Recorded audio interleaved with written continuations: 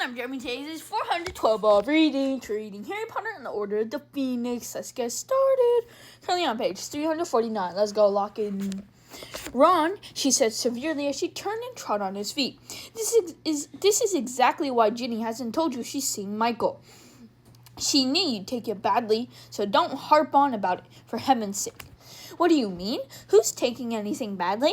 I'm not going to harp on anything. Ron continued to chatter under his breath all the way down the street.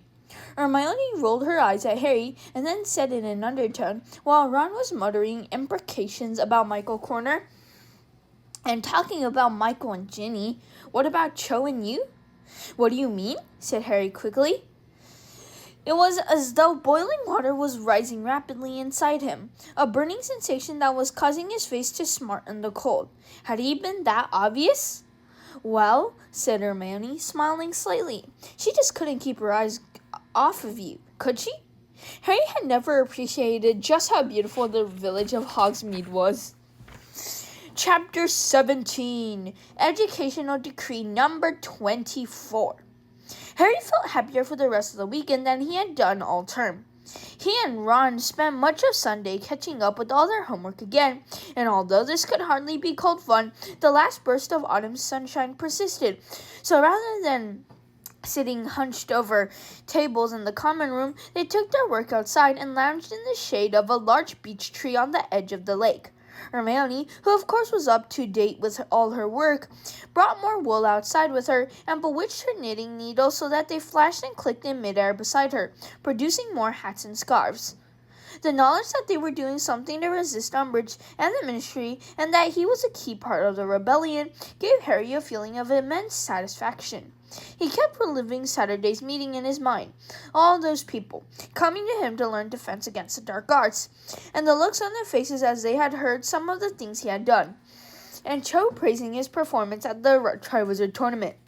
The knowledge that all those people did not think him a lying weirdo, but someone admired, buoyed up to him so much that he was still cheerful on Monday morning, despite the imminent prospect of his least favorite classes.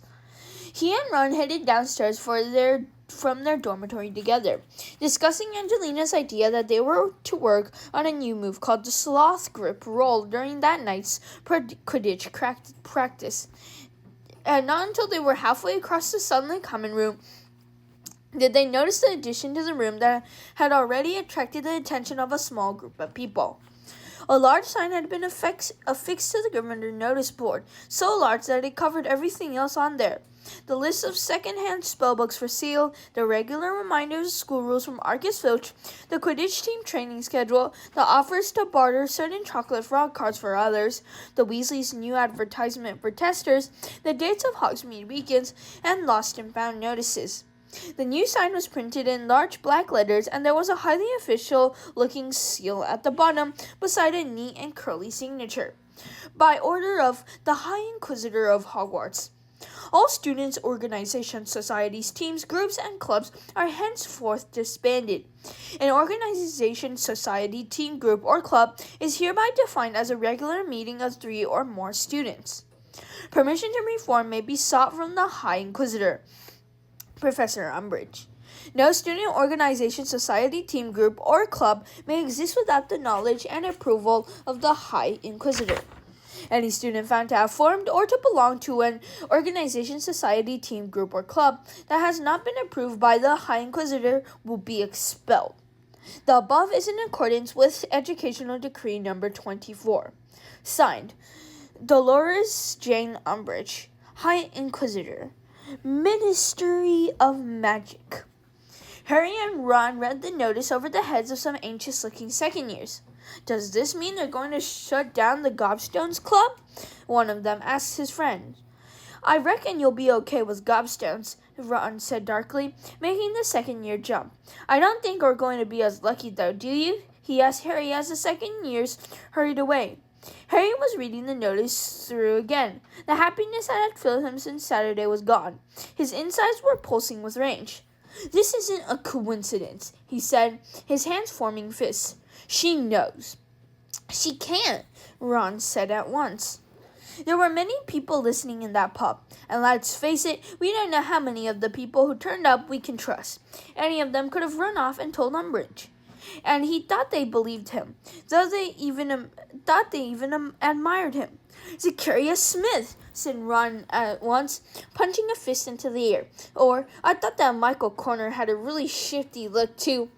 "I wonder if Hermione's seen this yet?" Harry said, looking around at the door to the girls' dormitories. "Ayo." "Let's go and tell her," said Ron. He bounded forward, pulled open the door, and set off up the spiral staircase.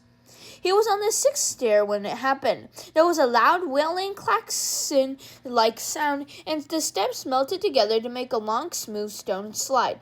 There was a brief moment when Ron tried to keep running, arms working madly like windmills. Then he toppled over backwards and shot down the newly created slide, coming to rest on his back at Harry's feet.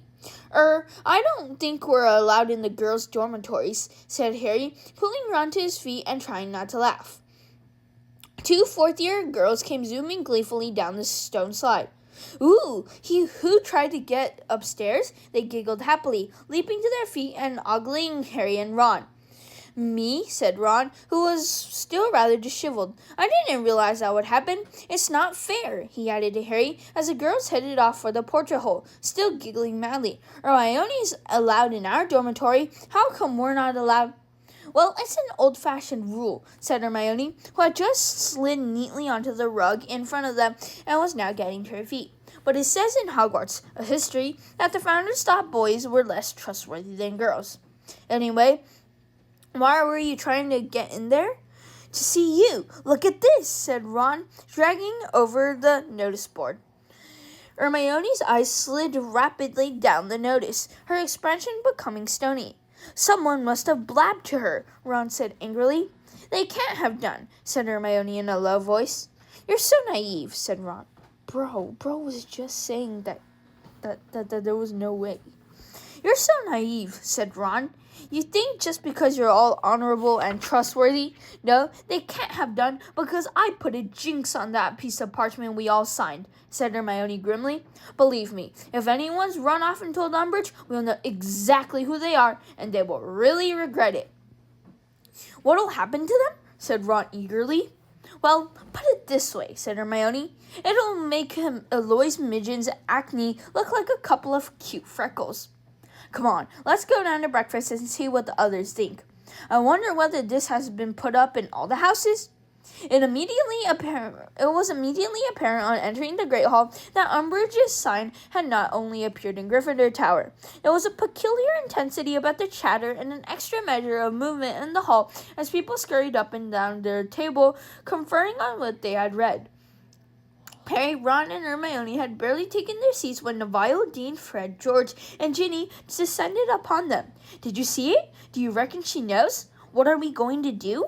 They were all looking at Harry. He glanced around to make sure there were no teacher near them. "We're going to do it anyways, of course," he said quietly. "Knew you'd say that," said George, beaming and thumping Harry on the arms. "The prefects as well?" said Fred, looking quizzically at Ron and Hermione. "Of course," said Hermione coolly. "Here comes Ernie and Hannah Abbott," said Ron, looking over his shoulder. "And those Ravenclaw blokes and Smith. And no one looks very spotty." Hermione looked alarmed.